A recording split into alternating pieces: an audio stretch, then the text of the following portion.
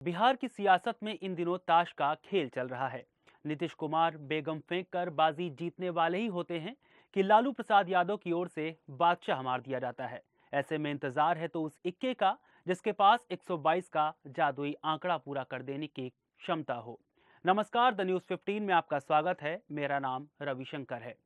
बिहार की राजनीति इन दिनों 122 के जादुई खेल में उलझी हुई है, जिसमें फिलहाल एनडीए की ओर से अपना तीर फेंक चुके नीतीश कुमार आगे चल रहे हैं, लेकिन लालू यादव भी पीछे नहीं हैं।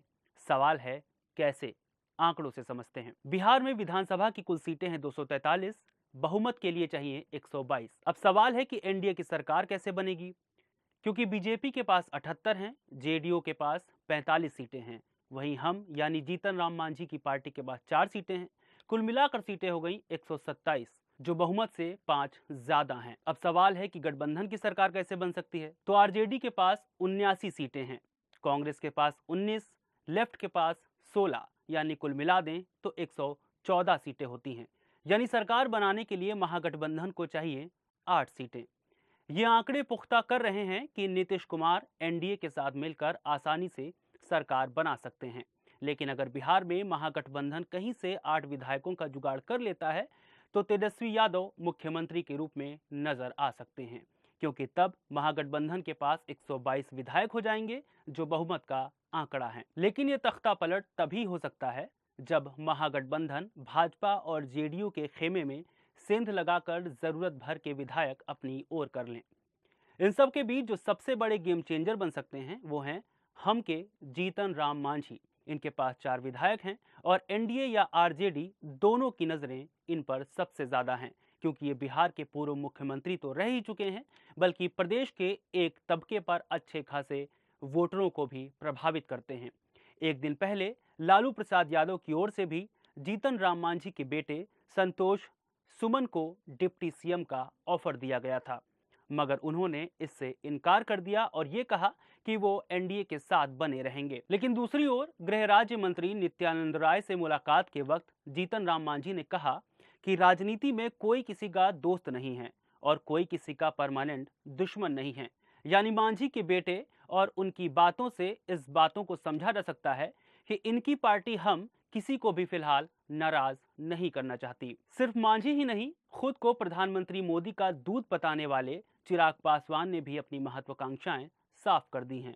उन्होंने कहा है, भाजपा एक बड़ी पार्टी है, लेकिन उसे बिहार के लिए न्यूनतम साझा कार्यक्रम पर काम करना चाहिए।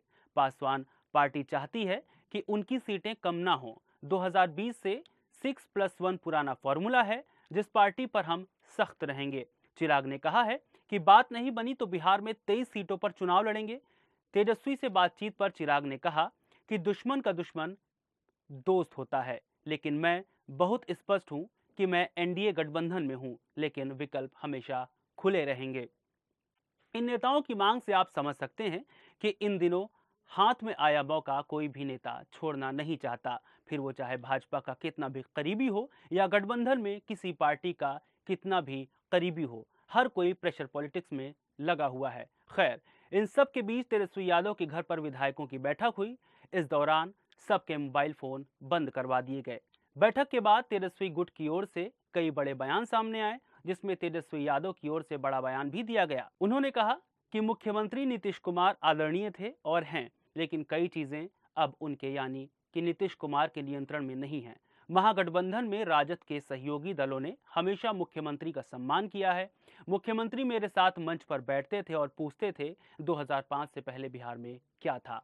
मैंने कभी प्रतिक्रिया नहीं दी। अब और भी लोग हमारे साथ हैं। जो काम 2 दशकों में नहीं हुआ वह हमने कम समय में कर दिखाया, चाहे वो नौकरी हो, जाति जनगणना हो या आरक्षण बढ़ाना आदि। तेजस्वी के इस बयान के बाद कहा जाने लगा कि आरजेडी खेमे ने अभी हार नहीं मानी है और बिहार में अभी खेल होना बाकी है। वहीं आरजेडी की बैठक के बाद पार्टी के नेता और राज्यसभा सांसद मनोज झा ने कहा कि बैठक बहुत अच्छी रही। बैठक में हर मुद्दे पर बात हुई। सभी ने लालू जी को अधिकृत किया है कि वो जो फैसला लेंगे हम सबको मंजूर होगा। उधर दूसरी ओर बिहार कैबिनेट सचिवालय को खोलने का आदेश दिया गया। यहाँ दिलचस्प बात यह है कि रविवार को छुट्टी के बावजूद कार्यालय खोलने का निर्देश जारी किया गया है। जानकारी के अनुसार ये कहा जा रहा है कि ये आदेश तमाम मंत्रियों के अधिकार और सरकारी सेवा वापस करने के लिए दिया गया है। इधर कांग्रेस और आरजेडी कोटा के मंत्रियों ने अपनी गाड़ी और सरकारी सेवा वापस करना शुरू कर दिया है। जानकारी के मुताबिक कांग्रेस और राजद के मंत्री अपनी गाड़ी जो सरकार की तरफ से दी गई थी वो वापस कर रहे हैं। इसके अलावा नीतीश कुमार ने तमाम मंत्रियों के काम करने पर भी फिलहाल रोक लगा दी है। इसके अलावा भाजपा ने बैठक की जिसमें भाजपा के सांसद, विधायक और विधान पार्षद भी शामिल हुए। बैठक में शामिल बिहार के प्रभारी विनोद तावड़े ने कहा कि हम लोग लोकसभा चुनाव की तैयारी कर रहे हैं और इसको लेकर ही बैठक हो रही है। खैर, क्योंकि सभी को पता है कि बिहार में फिलहाल पलड़ा नीतीश कुमार का भारी है, ऐसे में एनडीए की ओर से अगर वो मुख्यमंत्री बनाए जाते हैं तो डिप्टी सीएम का फॉर्मूला भी लागू किया जाएगा। वैसे तो इसके लिए अभी तक सुशील मोदी और रेणु देवी के नाम आगे चल रहे हैं, लेकिन जिस तरह से अब घटक दलों ने अपनी मांगे रखनी शुरू कर दी हैं, उससे राह आसान होने वाली नहीं लगती है।